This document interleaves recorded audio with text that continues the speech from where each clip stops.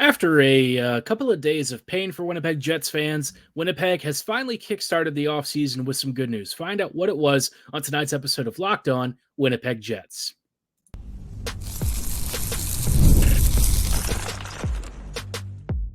You're Locked On the Hockey Jets, your daily podcast on the Winnipeg Jets, part of the Locked On Podcast Network, your team every day. Hey friends, and welcome to tonight's episode of Locked On Winnipeg Jets, part of the Locked On Podcast Network, your team every day. I'm your host, Harrison Lee, an avid Winnipeg Jets fan and an online blogger. You can follow me on Twitter at HLLivingLoco and at LO_Winnipeg Jets. Thanks for making Locked On Jets your first listen of the day every day. If you like what you're hearing, be sure to like, follow, and subscribe on all of your favorite podcasting platforms and YouTube. Doing so, of course, is always free of charge and ensures you never miss another episode. Most of all, though, we just love and appreciate your support. Tonight's episode, like I said, good news for Jets fans, although I would say I'm a little more mixed on it. We are getting Dylan DeMelo back for 4 more years at around a little under $5 million per season, right? $4.9 million per year. I think a lot of us have generally felt like, the sentiment's positive, right? Most folks are pretty happy about this. I think that there's reason to be pleased that DeMelo's coming back. I think you might look at the AAV and be a little bit uncomfortable with it. And I think that there's some actual reason to maybe have a couple of questions about it, but we will kind of dive into the implications of the extension, whether it's the right move by Winnipeg, and what other options there really were. Because I think for the most part, I would say most of us have probably accepted that the free agent market was not looking great, and amongst many of the other choices, DeMelo was probably one of the top ones. You are re-signing a pretty good player when fans of other teams take to Twitter and say, "Oh man, I wish he had hit free agency." But before we dive into a little bit more on why I might feel a little bit mixed on this, just wanted to let you know that tonight's episode is brought to you by FanDuel. Make every moment more, because as playoffs wind down, these sports stop sporting like we want them to. But this summer, FanDuel is hooking up all customers with a boost or bonus daily. That's right. There's something for everyone, every day, all summer long. Visit FanDuel.com/lockedon to get started. Now, like I said, when it comes to this particular contract, I think a lot of us are generally pleased with it. I think most people wanted DeMelo back, and I would say that is the correct assessment. Dylan isn't really somebody the Jets have a replacement for. In fact, Winnipeg arguably doesn't have anyone in their repertoire that's actually good enough to play this role. The number one right-handed D spot alongside of course, Josh Morrissey is basically vacant when you remove DeMelo from the equation. So there was no real way for him to actually depart this team, right?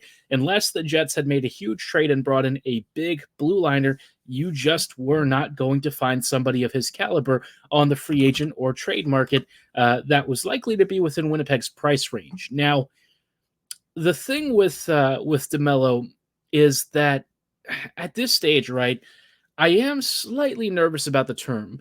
4 years is good, and I think it was probably slightly shorter than it could have been. It could have been a 5-year deal. I wouldn't have been shocked by that. I think the AAV was a little higher than I was expecting. The thing with this is that DeMelo is definitely slowing down. I think that is one very clear assessment that I've had. Last season, I think you started to see the foot speed really become an issue. There were moments where he wasn't able to impact the defensive side of things as much as he was in previous years. He's still one of our best overall top 4 defenders, but in terms of whether or not he really is a number 1 or number 2, he's neither, right? I think we know that he's more on the 3 to 4 side, which is fine. That's not terrible. But when you're paying $5 million for that, it is a little bit pricey. Now, assuming they buy out Schmidt and they're able to move Pionk, I think it starts to look a little bit less bad. It'll look especially good if the Jets are able to use McGroarty or some other asset to try and tease out another right-sided D. I think Winnipeg is very much one of those teams that's got a lot of irons in the fire, as Chevy always likes to say. Friedman said they are working up a number of deals, it sounds like. And, this being the first big off-season signing, it was probably one of their most important deals to get done. And I think it was one that, despite my own reservations, I also didn't really see a scenario where they could let DeMelo walk. I just couldn't. I think he was kind of indispensable for this team. I don't really blame them for spending a little bit more than I thought he might go for.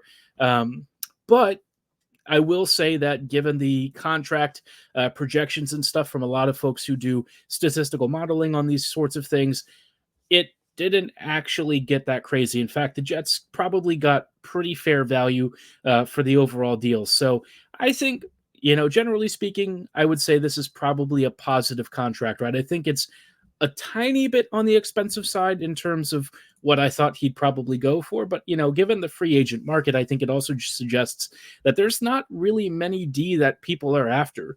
The fact that DeMelo got nearly $5 million when I thought he was probably going to get like 4.5 or something, that tells you that he's got some pretty good leverage. Now, I would also say that that contract probably suggests the role that he'll have with this team. I think he'll probably play alongside Morrissey for at least 1 to 2 more years.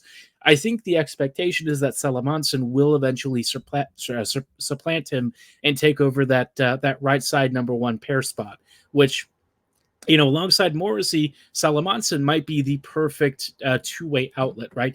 A guy who is also competent in moving the puck in his own right and who can be a really nice supporting skater for Morrissey to kind of do his thing. Because, Josh has just hit another level in his own career, so I don't really worry about him. But it is difficult to find players who can keep up with him. The dude kind of moves at 1,000,000 miles a minute, and so it's kind of crucial that you've got somebody who can more or less just keep up and also sort of be that secondary supporting presence, right? And that's where I think Salamanson will do perfectly fine. DeMelo has done a great job of that particular role for the past several years. I do think, though, that you are starting to see him slow down, and I wouldn't be shocked if in a couple of years you start to look at him more in the Nate Schmidt sort of contract situation, which when you brought in Schmidt, he was supposed to be a really more or higher impact player than he ended up being. I think with DeMelo, you're pretty certain that he'll still be good for at least a couple more seasons. But after that, I suspect his on-ice performance is going to take a bit of a dip. Now, I will say the context for this is also kind of important because the cap's going up by a pretty huge chunk pretty soon. So the AAV isn't as bad as it looks, perhaps. And I wouldn't even say it looks that bad. I think, like I said, it's a pretty fair value deal. I just feel like, make sure the Jets don't put themselves in a bad situation of re-signing all these veterans at really big contracts, right? I think you sort of have to play it smart. You don't want to pin yourself into any situations.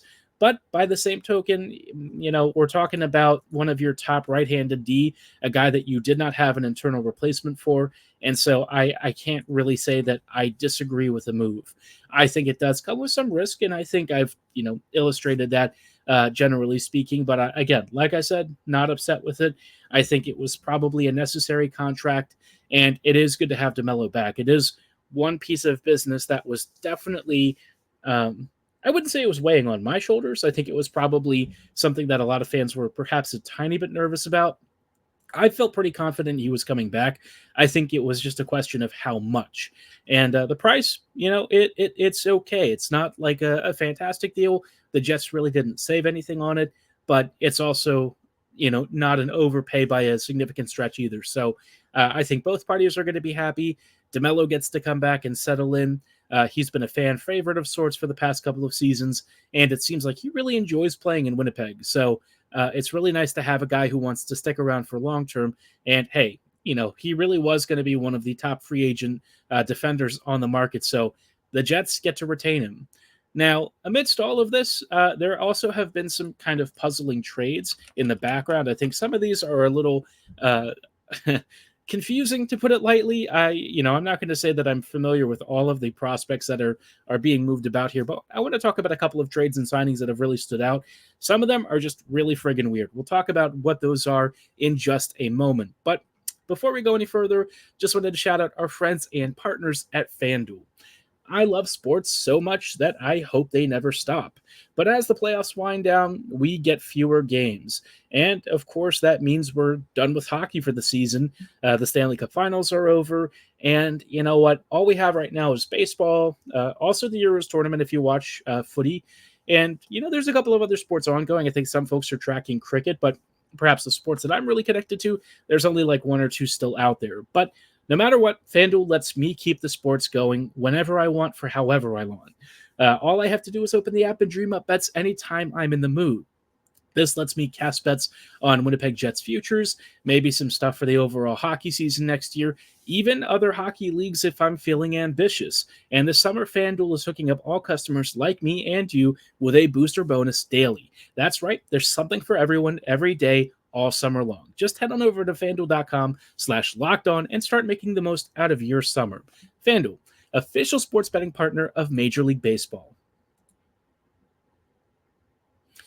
Hey, friends, and welcome back to tonight's episode of Locked On Winnipeg Jets, part of the Locked On Podcast Network, your team every day. Every day, thank you so much for rejoining us on tonight's episode as we're talking about some big transactions, the first of which was Dylan DeMelo signing a 4-year deal with the Jets.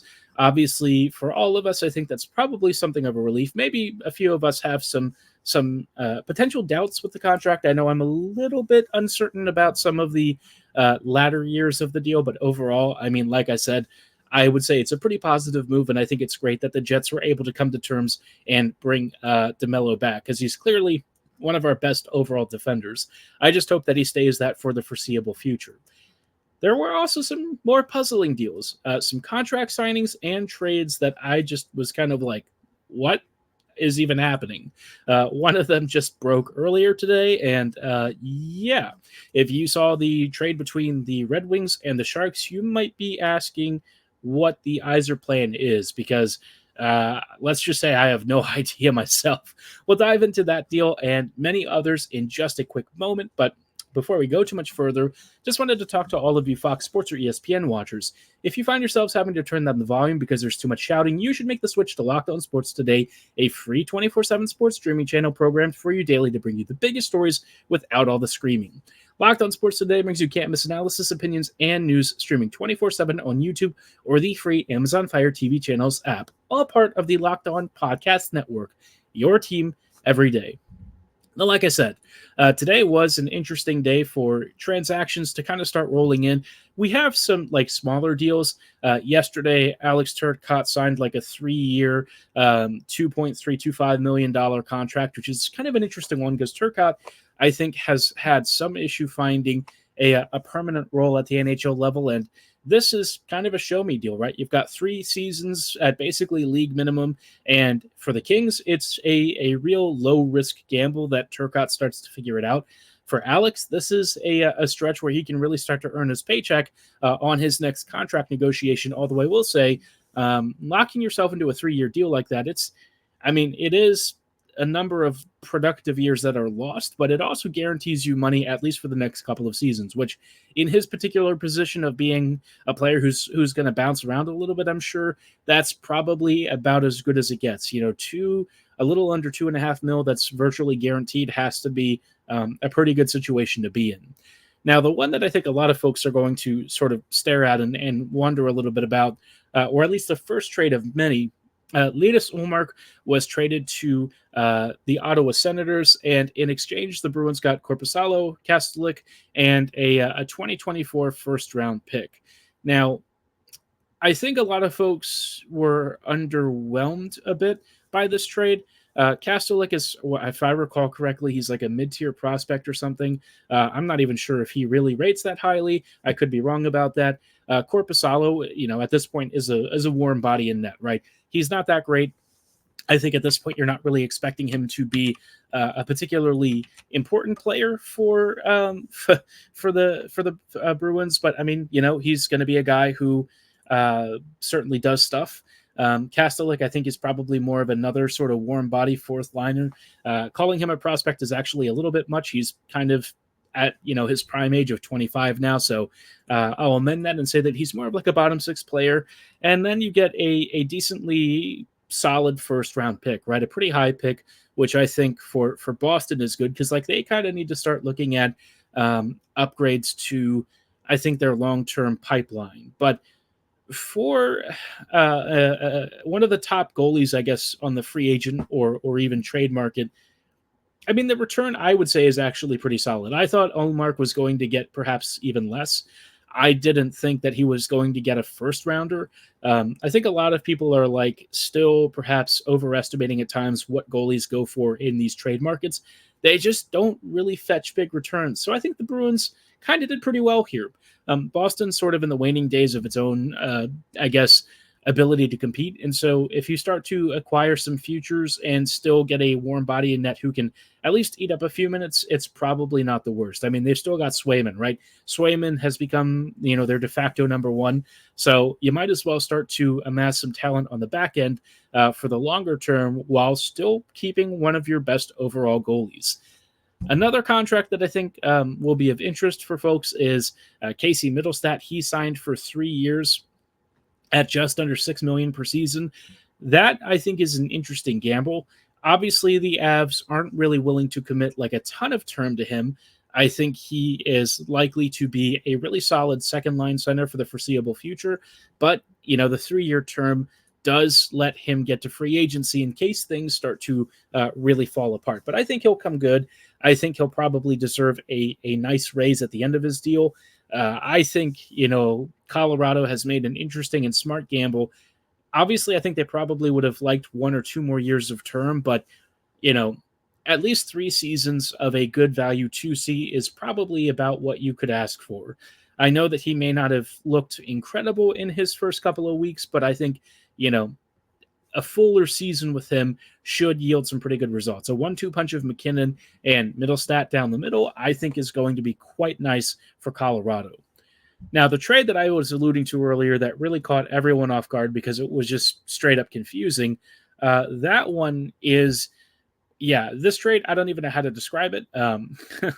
But basically you had Jake Wallman going to San Jose along with a second round pick this season in exchange for future considerations, which just what even is that trade?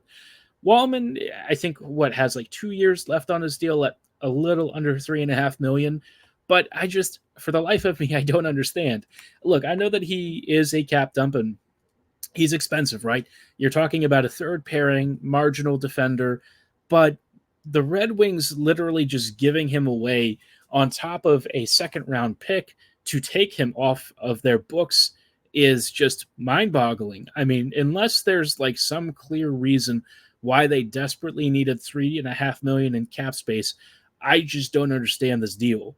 I'm sure that they'll try to justify it as preparing for a major move. Maybe they're trying to make a play for Stamkos somehow. Not that I really think that that's particularly likely, but I just found this bizarre. I've heard some rumblings about maybe John Gibson, or maybe that was just a rumor of sorts or a suggestion. But like whatever the Red Wings are doing, man, I don't get it.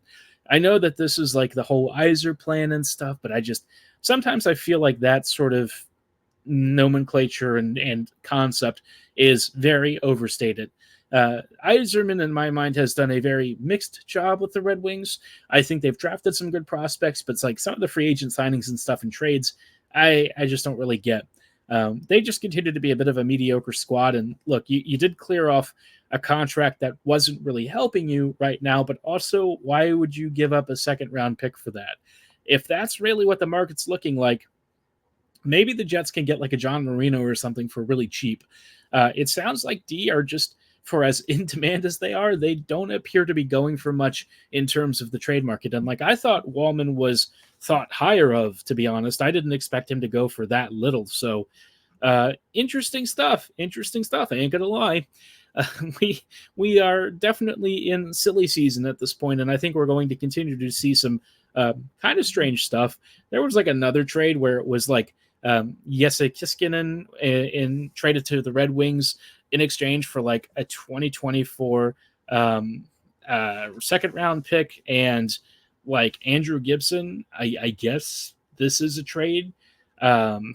Somebody who follows these two teams are going to have to tell me if either of these prospects really merited this exchange. I mean, maybe there's something decent there. I don't know.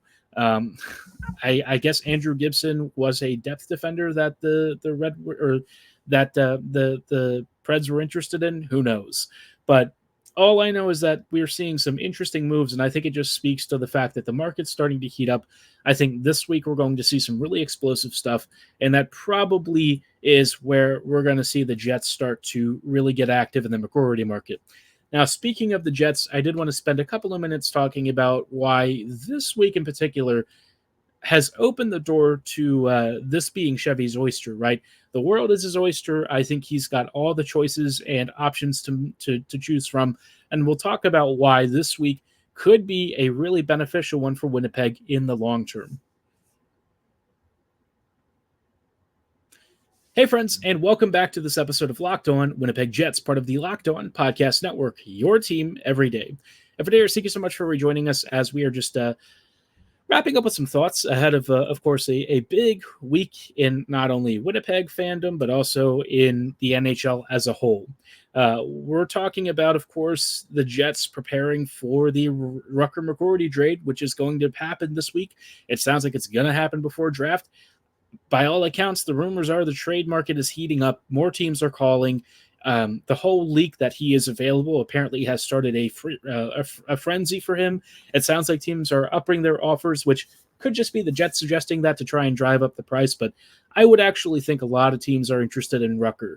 I know that perhaps what he was upset over maybe doesn't make him look that great, but I still think his talent and potential as a prospect should easily command a pretty nice haul. In fact, I think the Jets are probably banking on that as well, and they're thinking about anything from a first round pick and part of a package to maybe a big young roster talent that they can use in the immediate future. I don't love the circumstances for how all of this is going down and for why it's going down, but I'll say this, right? When it comes to these situations, Chevy has generally gotten his due. I think the Jets have done really well in these situations. They usually come out of these trades looking really good, and I think we're going to see that again. I think Winnipeg is going to have a great list of suitors. I think somebody's going to pony up something really special, and it might even be a package that I saw on Twitter, which I thought was really intriguing. This proposal from a Jets fan was 10th overall this year and John Marino from the Devils in exchange for Rutger and maybe a sweetener, which if you get that for McGroarty, that's pretty good, right? You're getting a good top four right-sided D who immediately helps balance out that right side so that you could probably play Pionk on like the third pairing, which is exactly where he should be. And then you get, Morrissey or you get DeMelo and Marino up top on the right side. You also get a really big top 10 pick in a draft that arguably does tail off after the first handful of picks, but still should be pretty prospect laden. Maybe somehow a Helenius or something falls to the Jets. I think that there's lots of opportunity there. And if the Jets don't really think that the top 10 this year is where they really need to be, maybe they move back and also start to stockpile some more picks. I think either way, the Jets could realistically stay within the first round. They could also exchange a first round top 10 pick for maybe a deeper pick and a roster player. I think they have so many options if they go this route, and that's what's kind of great. I think the Jets have any number of directions they could go, and I think they could really build for the present and future at the same time. It is interesting that the Jets have, been pretty coy about what they're doing. The only thing that we seem to know is that they are trying to move McGroarty, and they've got stuff going on in the background. My suspicion is that we do see both Ehlers and McGroarty sent out this week. If Ehlers sticks around, I guess you try and keep him around until the trade deadline and then reassess. But I feel like only a half season or a trade deadline rental for Ehlers isn't maybe as valuable. I could be wrong. Maybe his reduced cap hit at that point from the pro rating will actually be of more value to teams, which, could certainly drive up the price. And maybe if you pump his value with a full, like a mixed season with the Jets, maybe that is enough to really get it going. And maybe it'll end up working out for Winnipeg because you get part of a productive season from Ehlers in a top 6 role under a coach who wants to use him. And at the trade deadline, you move him for a pretty nice package that centers around a first, a prospect, a roster player. it's always the same package. It's almost always something along those lines. And I think Ehlers would easily be one of the biggest trade deadline rental options for any top contender out there. That's assuming that the Jets just don't decide to keep him. And maybe there's something to repair that relationship. But I do kind of think at this point, I'm almost leaning towards the trading him camp, as much as I do love him. And I think he is one of our most important skaters. The reality is he is getting close to 30. At this stage of his career, he's had a lot of injuries. That age is going to be a problem as he starts to decline, perhaps rapidly. And as much as I do love him, he probably would get some decent futures, right? Maybe it'd be not a great upgrade in terms of like a roster player. You are most definitely getting more of a middle six to bottom six skater out of that. But if it comes saddled with a couple of big futures that the Jets could potentially dangle for other trades, or perhaps just drafting and developing, which is a phrase that continues to haunt me, even though I know it's supposed to be Winnipeg's model, maybe that sort of ends up being good for everyone involved. I don't know. Ehlers probably needs a fresh start anyways. I think at this point, his runway with the Jets is probably just about ended, and I think Winnipeg itself just needs to perhaps be the adult here and move towards that separation, because more and more underutilization of a guy who is still very good and still has something to offer just really doesn't work for both parties. And at this point, I think Nick has gone through more than enough. He's given this team plenty of great seasons, and unfortunately the Jets didn't always manage those years well, but it is what it is. All you can do now is start to build for the future and look ahead. And I think that's kind of what Arneal is doing. I suspect the Jets front office is doing the same. So this is a big week, right? We could see some big players being moved. It sounds like Nate Schmidt's likely to be bought out here pretty soon. I appreciate Schmidt for all he's done, and he's certainly been a class act for this team. I am going to be a little bit sad to see him go, because in terms of his character and stuff, I think he's a great, super nice guy. I guess after that, you do wonder what happens with Neil Pionk. And my guess is the answer is nothing. He stays. But maybe the Jets do something really crazy. Maybe they clear out his contract. It is a little bit on the expensive side, and maybe there's a team out there that thinks he could be a helpful second pairing guy for their young fledgling team. And I'm totally not talking about Utah Hockey Club, right? We'll just have to wait and see. But in the meantime, of course, the McGroarty trade's probably going to drop here pretty soon. So as soon as that hits, we'll have some coverage and some thoughts on that. I'm hoping for a good trade package. I'm hoping for something that really rocks our socks off. And if Chevy's recent history is to be believed, I think we are in for something good. So give me your trade package predictions below. Who are you thinking we target? Who do you think we get in exchange? Drop those thoughts in comments below, or at my social medias at HLivingLoco and at LO_ on Twitter. For tonight's episode, though, that is going to be all the time that we have. Thanks so much for listening to Locked On Winnipeg Jets, your team every day. As always, have a great night, and go Jets go.